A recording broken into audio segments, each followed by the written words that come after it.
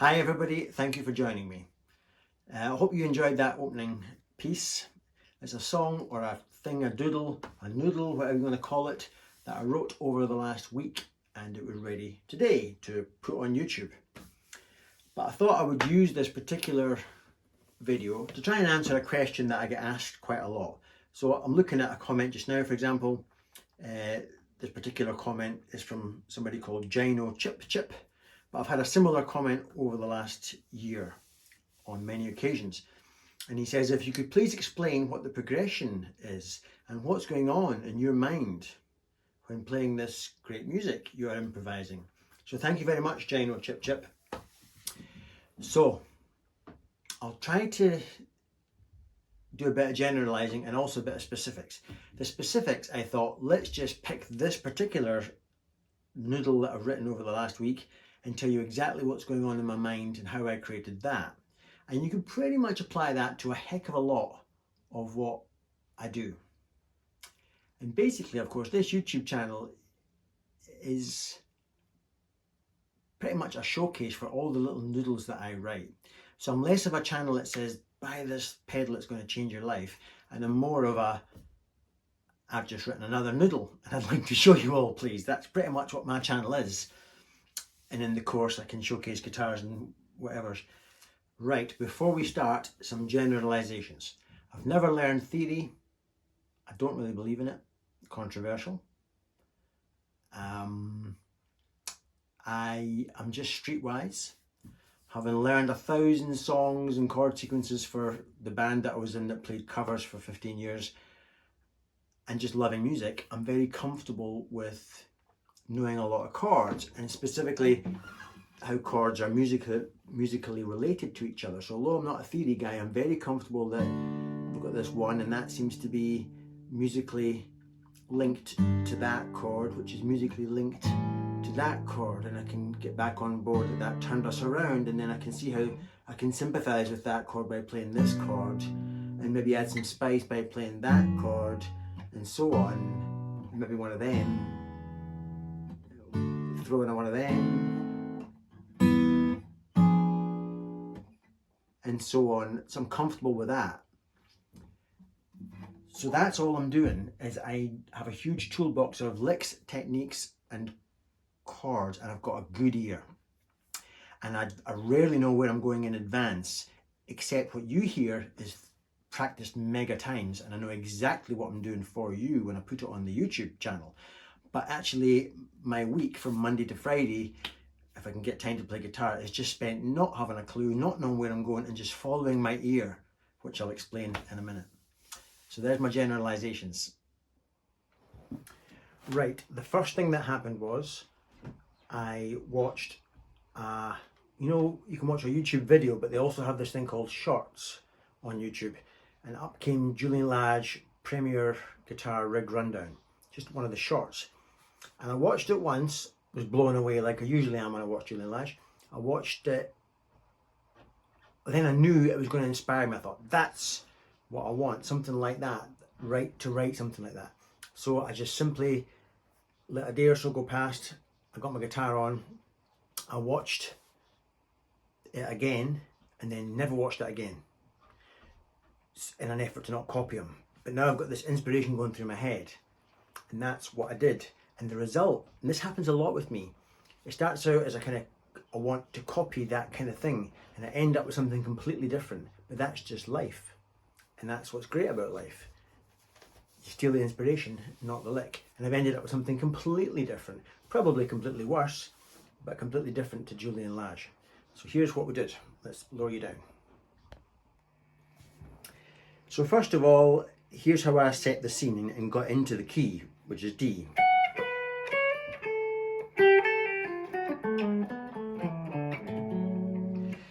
Now, that took me years to get a level of polish and to learn some of the techniques there, but let's face it, I'm sure Julian Lage and DeBass would kick my ass from one side of the football field to the other.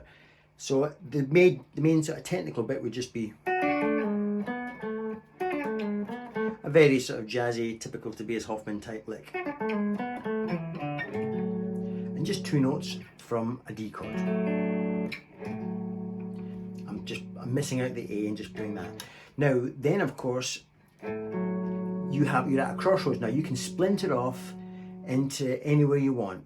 There's various footpaths, and by that I mean you can go from the 1 up to the 4, you can go from the 1 to the semitone before the 4, you can go down to the relative minor, there's all these well trodden paths now to go. I do not know where I'm going to go in the moment of writing the song. I definitely knew exactly where I was going to go when I recorded it for you to watch. But in the creating, like any songwriter, you just don't analyse, you don't overanalyze, you just go with where your ear wants to go. So I found myself there, and then I found myself going down a semitone to that chord and back to the root. So really I'm just going type of thing in this way. So there's the chord, just playing the 1, the 5, the major 1, the 5 and the 3.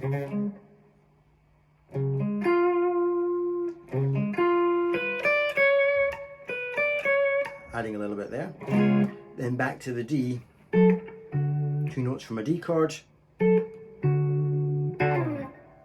And again, where do I go now? I could hear it as I was writing this. I thought, I want to go down to that note. I thought, what is that? What chord is that? Now, it's a million chords. It's a B chord, it's part of an E chord, it's part of a, you could even say it's part of an E chord, it's like an E plus. Who cares? The point is that, where all I had to do was think, what chord goes around that? What am I hearing? So you try that, and you think, God, no. You try that, and you think, oh my, and you think, God, no. But then you think, you try that, and you think, oh, that's obvious. Yeah, of course it's a bloody E7, yeah. So that's kind of where my mind was. If I was a real muso who's up to his neck in theory, I'd maybe get there a bit faster, but I have no intention of learning theory. Then down to there's the note that I knew I wanted to get, making it an E7 rather than an E major, and I'm getting on that little note there, which is also in the chord. Back to D, and then I wanted to lift the song again. I knew what I wanted in my head, I just didn't know how to do it. So when I went, it took me a while. I didn't just do that because I'm not good enough just to do that, but I knew I wanted that sort of sound. That's just a D chord again. Now what's that chord? Let me tell you now what that is. I don't even know myself. See, this is it. I don't even know what that is, but I bet in a few seconds I will.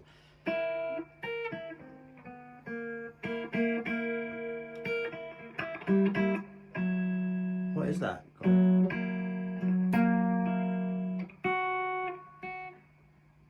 It's an F sharp 7. There you go. And I genuinely, I'm not lying to you, I was working that out as you're watching me right now in real time. But it doesn't matter what it is in the moment. It only matters on hindsight. And then of course you do that moment where you hit your head and go, ooh, obvious it's that. Who cares? In the moment it doesn't have to be obvious. And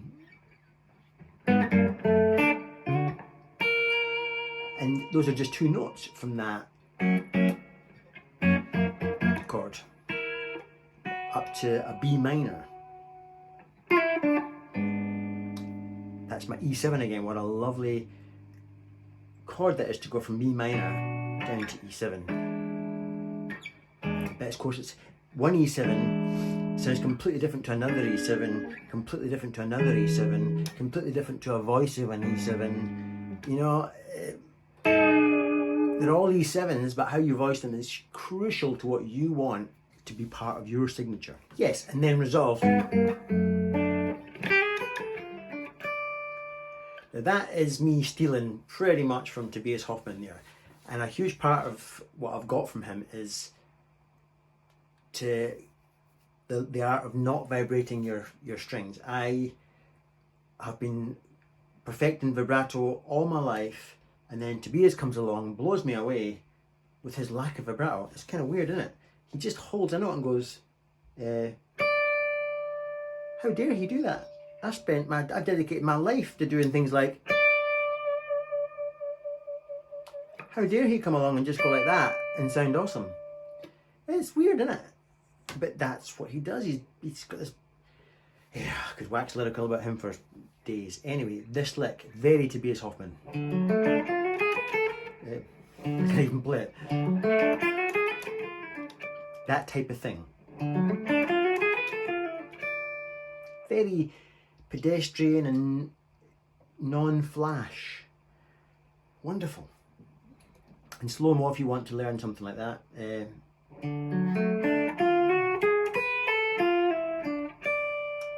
I'd be going like this, giving it big licks, but no, less is more. Then a little Robin Ford type thing. Robin Ford would go.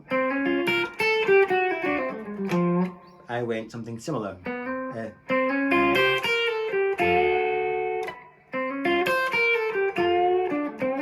Whatever I did. But that, all it is, it's a turnaround. So we're in D. My turnaround, most of my life would have just been a simple A chord, but no. Robin comes along and says, no, you're in D, why don't you play, why don't you reference that? One fret up, there's your D9. I mean, who said anything about 9 chords? Now he's got me doing a turnaround just by raising the root note up a semitone, making it a 9. How lovely, but he doesn't play it just with the chord, of course, because he's Robin Ford, so he would go, I went, because when you play a 9, of course, you can take this pinky and stick it there. I just chose to add a bit of extra flash. Just a blues scale. With some country scale there. Then I went, but I did it far more nuanced than that. I went, yeah. Almost so quick it didn't happen. What did you do there, Paul? It's just... Yeah. I just played open D, 4th, 3rd fret, 2nd fret, to resolve to that. Playing my B minor.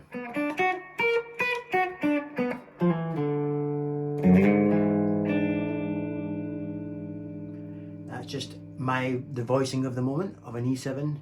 Then I went to a G minor. Well, then I didn't remember, none of this is in advance.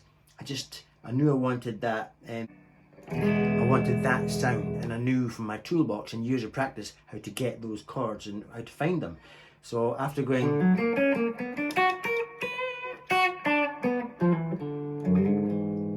I played a million E7s, but that was the one I particularly liked for its content in this context. And then I heard that female singer, I think it's pronounced Levy, but it's spelled Luffy, L-U-F-E-Y.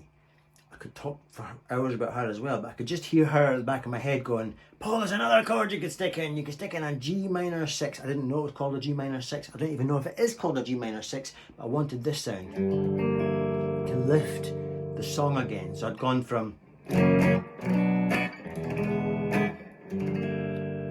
How lovely is that? But I try not to just play the chord. I'm trying to be flashy and try to show off. So I kind of went, what did I do? So it's all the same stuff. I just spelled it out with, to create that sort of, it's hard to finger that. G minor 6. But I've taken this down to create that sound.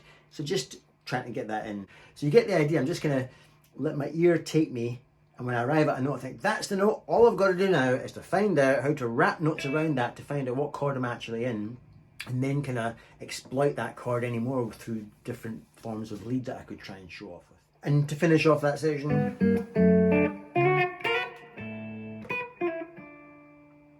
there I go again with my Tobias lack of vibrato. Walking down from E back to D. That's just 2 notes from a D chord up to B to A, which is a bog standard turnaround for D. Right? Then I stole this turnaround from Robin Ford from his Fool's Paradise performance. Vision Musica or something. He's standing there in a three-piece band with his Les Paul, and he just went through this song with the chords. I just had to learn every single chord. I couldn't not.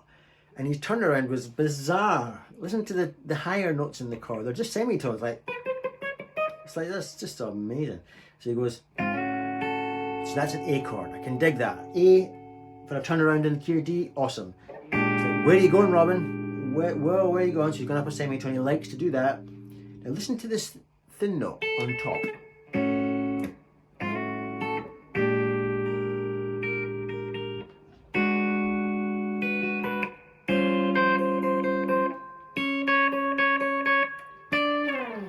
I had to lie down after that. That was just awesome. Not me, him.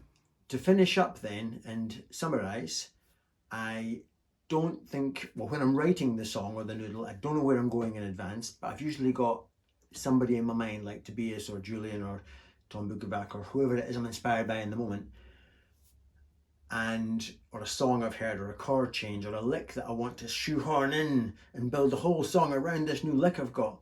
That's kind of where I'm at. And when I'm writing it, I never know where I'm going in advance. But every time I get stuck, I'll change guitar and that'll re-inspire me. Or I'll look down there into my toolbox of licks and I'll think, I need a lick for this, I need a turnaround. I'm bored of the old going to the 5 chord.